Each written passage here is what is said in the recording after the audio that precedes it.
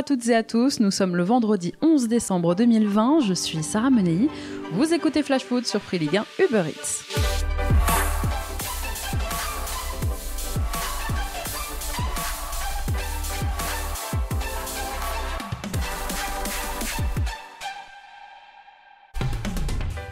Voilà, c'est terminé. Le feuilleton Mediapro LFP concernant les droits télé de la Ligue 1 et de la Ligue 2 touche à sa fin. Les deux parties ont trouvé un accord et moins de 5 mois après sa création, la chaîne Téléfoot va s'arrêter. Après des mois de discussion pour trouver une solution, la Ligue et le diffuseur sino-espagnol ont donc trouvé un accord cette nuit pour mettre fin à leur contrat de diffusion. Le tribunal de commerce de Nanterre doit désormais valider cet accord sous 8 jours. Jaume Rojas, le patron de Mediapro, a proposé de régler 100 millions d'euros à la Ligue en guise de dédommagement. Pour éviter le terrible écran noir, l'accord prévoit que Mediapro doit continuer la diffusion des matchs tant qu'un accord avec un autre diffuseur n'a pas été trouvé, et ce jusqu'au 31 janvier au plus tard.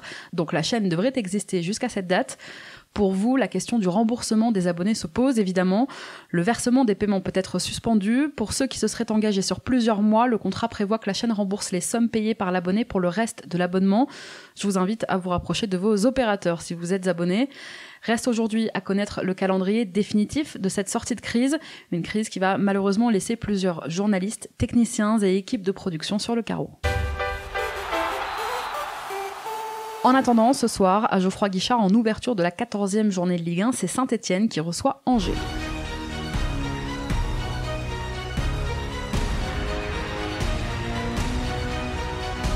Après sa série de 7 défaites consécutives en Ligue 1, l'AS Saint-Etienne se porte un peu mieux. Les Verts ont mis un terme à leur hémorragie en enregistrant successivement 2 matchs nuls contre le LOSC et à Dijon. Mais après 10 matchs sans succès, une obligation pour Claude Puel aujourd'hui, renouer avec la victoire en championnat. On écoute l'entraîneur stéphanois cette semaine en conférence de presse. On va dire qu'on est convalescent et il faut confirmer... Il faut toujours confirmer les bonnes aptitudes sur la mentalité qu'on affiche et le caractère également, la solidarité sur ces 2 matchs. On s'est senti plus solide sur nos bases avec une mise en place d'un bloc avec des lignes plus serrées et beaucoup de solidarité. Et, un retour sur un travail défensif également, individuel et collectif. Après, maintenant, voilà, on a encore du déchet devant et on a plein de petites choses à corriger, mais il y a, je pense, aussi une bonne part de confiance. Dès qu'on va retrouver le chemin du but, dès que on va prendre des points, on va automatiquement se lâcher. Un match déjà décisif donc pour les Stéphanois qui ne sont à l'aube de cette 14e journée qu'à 2 points de la zone rouge. De son côté, le SCO de Stéphane Moulin, malgré plusieurs absents, on voit ça dans un instant, voudra ce soir poursuivre sa série de 2 victoires consécutives et se rapprocher des places européennes. Des Angevins qui s'en sortent bien, généralement à l'extérieur, avec 5 victoires en 7 matchs à l'extérieur pour l'instant cette saison. En ce qui concerne maintenant les compos probables, on commence par Saint-Etienne où Claude Puel l'a annoncé. Si Panagiotis Retsos et Gabriel Silva ont bien repris l'entraînement, ces 2 défenseurs ne sont pas disponibles pour la réception du SCO ce soir. En revanche, Claude Puel pourra compter sur le retour de Charles Haby, légèrement blessé avant le déplacement à Dijon la semaine dernière. Le jeune attaquant stéphanois sera ce soir bel et bien présent, tout comme Harold Moukoudi, pourtant incertain avant la rencontre. Kevin Modé-Paquet n'a lui en revanche pas été retenu dans le groupe stéphanois.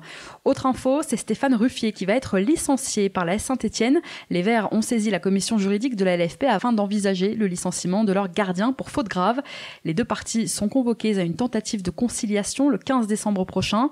Fatigué, Ruffier avait écourté une séance individuelle avec Andrea Biancarelli, l'entraîneur des gardiens stéphanois. C'était le 11 novembre dernier, un fait suffisamment grave aux yeux de ses dirigeants pour le convoquer à nouveau à un entretien préalable et à une éventuelle donc sanction disciplinaire. Au sortir de sa première convocation, au mois de juillet déjà, Ruffier avait été sanctionné d'une mise à pied disciplinaire de 6 jours consécutive à un acte d'insubordination. Et bien cette fois, la SSE semble vouloir aller plus loin. Ruffier n'a toujours pas le droit de reprendre l'entraînement. Il reste mis à pied avec interdiction même de se rendre à l'ETRA. De son côté, le SCO ce soir sera très diminué avec les absences de Sadat Thioub, d'Ibrahim Amadou et de Sofiane Bouffal dont Stéphane Moulin devra se priver jusqu'à la fin du mois de janvier. Saint-Etienne-Angers, coup d'envoi à 21h. Et comme chaque semaine, je vous le rappelle, tous les buts de la rencontre, le résumé et les plus belles actions sont à retrouver en quasi direct sur votre application gratuite Free Ligue 1 Uber Eats. En ce qui concerne maintenant les autres rencontres qui vous attendent lors de cette 14e journée, demain 17h, un choc entre l'Olympique de Marseille et l'AS Monaco, deux équipes du haut de tableau qui veulent continuer à engranger des points pour coller aux leaders parisiens. Les Olympiens savent depuis mercredi qu'ils sont libérés de leurs obligations européennes. Un mal pour un bien pour les Marseillais, tant ils ont été à la peine pour leur retour sur la scène européenne. Ils peuvent à présent se concentrer uniquement sur la Ligue 1 et continuer à rêver, qui sait, au meilleur des scénarios pour la fin de saison. Pour ce match, André Villas-Boas devrait procéder à quelques changements avec un Dimitri Payet suspendu et un Jordan Amavi déjà absent mercredi à Manchester et très incertain pour cette rencontre. À 21h demain, c'est Lens qui reçoit Montpellier, un match qui s'annonce très indécis puisque Sanhéor et Payadin restent respectivement sur 3 et 4 matchs sans défaite.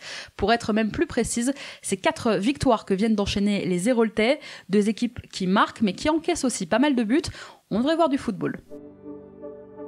Dimanche à 13h, c'est Rennes qui se déplace à l'Allianz Riviera, le match de la peur pour deux équipes qui ont absolument besoin de se rassurer, toutes les deux éliminées en Coupe d'Europe. D'ailleurs, pour la saison en cours, sachez que la France est tombée 9e au classement UEFA aujourd'hui, derrière les Pays-Bas, l'Écosse ou Israël, c'est assez violent. Et en Ligue 1, Rennes, qui a dégringolé au classement, reste sur 3 défaites consécutives, toutes compétitions confondues. La dernière victoire en Ligue 1 des hommes de Julien Stéphan remonte au 31 octobre.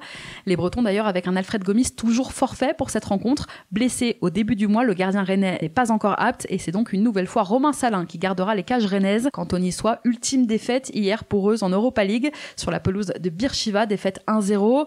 Walter Benitez laissé au repos par Adrien Urcea. On a revu Johan Cardinal dans les cages. Bonne nouvelle pour les Aiglons ce week-end, Kasper Dolberg devrait faire son retour dimanche, mais Youssef Attal et Pierre Lesmelou sont encore forfaits. Côté rennais, quelques retours aussi, celui de Serhou Guirassy et de Martin Terrier notamment. À 15h, toujours dimanche, ce sera le derby alsacien entre Strasbourg et Metz. Après leur large victoire 4-0 à la Beaujoire la semaine dernière, les Strasbourgeois soufflent un peu mais doivent confirmer l'embellie face aux voisins messins. Un rendez-vous très important pour Thierry Loret et ses joueurs. Une info à Strasbourg, Mats Sels a repris le chemin de l'entraînement cette semaine. Gravement blessé, souvenez-vous, en juillet dernier, victime d'une rupture du tendon d'Achille du pied gauche, eh bien le gardien strasbourgeois entame la dernière phase de son programme de rééducation. On devrait le revoir sur les terrains au mois de janvier. De son côté, Metz, qui reste sur 2 défaites consécutives, devra en plus composer avec de nombreux absents dimanche. Habib Maïga, Ibrahim Niane, Mathieu Oudol, Vincent Pajot, Lamine Gueye et Alexandre Oukidja sont tous forfaits contre le Racing. John Boy est quant à lui suspendu après avoir écopé d'un carton rouge la semaine dernière face à Lyon. À la même heure, c'est Nîmes qui va à Lorient, là aussi 2 équipes qui ont besoin d'aller de l'avant. Les Crocos avec un Anthony Briançon de retour, mais sans son acolyte Pablo Martinez et sans Lucado, tous les 2 forfaits. Toujours à 15h, c'est Nantes qui reçoit Dijon, on en reparle dans un instant. Dijon avec de nombreux absents pour cette rencontre. Pendant ce temps-là, Brest avec un effectif au complet reçoit Reims. Reims avec un David Guillon en danger sur son banc. Après une mauvaise série de 4 matchs sans succès, l'entraîneur rémois est sur la sellette. À 17h dimanche, c'est Lille qui reçoit Bordeaux, des Girondins qui ont repris des couleurs ces dernières semaines et marchent dans la bonne direction avec 2 victoires et un nul sur les 3 derniers matchs. Mais des Girondins amputés dimanche de Samuel Kalou et de Laurent Koscielny, blessés et absents tous les 2 contre Brest la semaine dernière. Koscielny et Kalou ne rejoueront pas d'ici la fin de l'année, on les retrouvera au mois de janvier. Côté lillois, Celik et Renato Sanchez ont fait leur retour, eux, à l'entraînement collectif cette semaine. En manque de rythme, ils pourraient passer une tête quand même dimanche face à Bordeaux. Et puis le LOSC qui s'est incliné hier soir en Écosse face au Celtic, dernier de leur poule. Une défaite qui fait perdre la première place de ce groupe H au LOSC au profit de l'AC Milan. Malgré ce revers, le LOSC pourra se réjouir d'avoir vu Timothy Weah inscrire son premier but avec les Dogs. Pour le tirage au sort des 16e de finale d'Europa League, les Lillois pourraient tomber sur du lourd, l'Ajax, Tottenham ou encore la Roma. Réponse lundi midi. Enfin, votre affiche du dimanche soir en Ligue 1, le choc entre l'Olympique Lyonnais et le Paris Saint-Germain. Des Lyonnais qui vont tout faire pour avoir la tête des Parisiens. À l'aube de cette 14e journée, les Gaunes sont 3e au classement à seulement 2 petits points du PSG. En cas de victoire dimanche soir au Parc, les hommes de Rudy Garcia pourraient prendre la tête. Des Lyonnais sans Ryan Cherki, suspendu après son exclusion contre Metz dimanche dernier. Et peut-être aussi sans Memphis Depay. Présent en conférence de presse ce matin, Rudy Garcia a indiqué que son joueur était en effet incertain pour ce déplacement à Paris en raison d'une blessure musculaire. Alors PSG-OL, c'est une affiche historique de notre championnat. Est-ce que vous pouvez me citer quelques joueurs passés à la fois par l'OL et par le PSG ?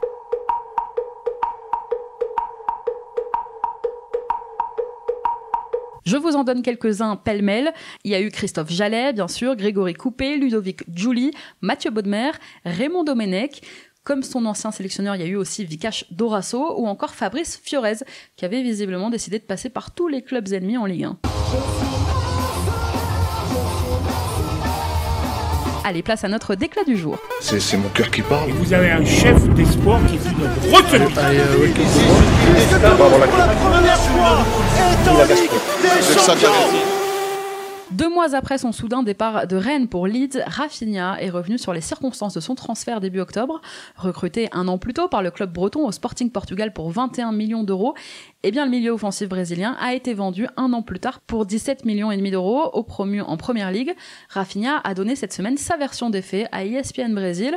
Je le cite, « On m'a dit que Rennes ne me vendrait que pour une offre de 60 millions d'euros, mais finalement ils m'ont vendu pour 15. Je me suis senti dévalorisé, un peu méprisé, a expliqué Raphinha.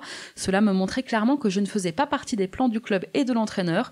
Ils ont juste décidé de me vendre et ils ont ensuite rejeté toute la faute sur moi, disant que c'était moi qui avais eu envie de partir, alors que jusqu'au samedi matin, eh bien, je ne pensais qu'au match de dimanche et au reste du championnat, car pour moi, en plus, le mercato était terminé. Voilà, il en a gros sur la patate, Raphinha. Alors, le club breton a confirmé sa version et fait savoir que le joueur n'avait clairement aucune obligation à l'époque d'accepter l'offre de Leeds. Pour le remplacer, Rennes a recruté Jérémy Doku à Anderlecht pour la somme de 26 millions d'euros, un transfert qui aurait été décidé bien avant le départ de Raphinha et qui donc cette saison aurait pu être mis en concurrence avec le jeune ailier belge, mais qui selon son ancien club eh bien, aurait préféré partir direction donc Leeds et la Première Ligue. Chaque semaine, dans Flash Foot, on vous conseille une affiche que vous ne devriez rater sous aucun prétexte. Et l'affiche à ne pas manquer ce week-end en Ligue 1, eh bien, c'est Nantes-Dijon qui s'affronte dimanche à 15h. Alors pourquoi ? Eh bien déjà parce qu'il se passe toujours quelque chose pendant les matchs du FC Kita. Et d'ailleurs, la manifestation organisée dimanche matin par les supporters nantais va peut-être motiver les Canaries. Parce que c'est le moment parfait, l'occasion comme ça, il n'y en a qu'une, pour faire découvrir votre recette secrète du canard à la moutarde à vos potes. Bon, aussi, vous pouvez regarder ce match pour donner de la force à Patrick Collot, qui dirigera les Canaries pour la première fois depuis l'éviction de Christian Gourcuff en début de semaine. Parce que Nantes gagne tout le temps contre Dijon, et oui, le DFCO n'a plus battu Nantes à l'extérieur depuis le 19 mars 2010, c'était en Ligue 2 il y a 10 ans. Le vent va donc forcément tourner, n'oubliez pas, on est en 2020, tout peut arriver. Moi je mettrai une petite pièce sur Dijon, la cote est à 4,65. Parce que Dijon est dernier au classement et que chez Flash Foot, eh ben, on n'est pas venu pour souffrir, ok ? Donc une petite victoire des Dijonnais, eh bien, ça leur mettrait un peu de baume au cœur. Enfin, dernière raison, parce qu'il faut arrêter de faire les difficiles. On est en 2020, je vous l'ai dit, on s'adapte. À partir de mercredi, vous devrez être rentrés chez vous à 20h. Alors vous pouvez vous faire un petit plaisir dimanche devant Nantes-Dijon quand même. Bon, j'espère vous avoir convaincu, on en reparle lundi. Merci à tous d'avoir été avec nous, bon match ce soir, bon week-end de Ligue 1. C'était Sarah Menei, vous écoutiez Flash Foot, on se retrouve lundi.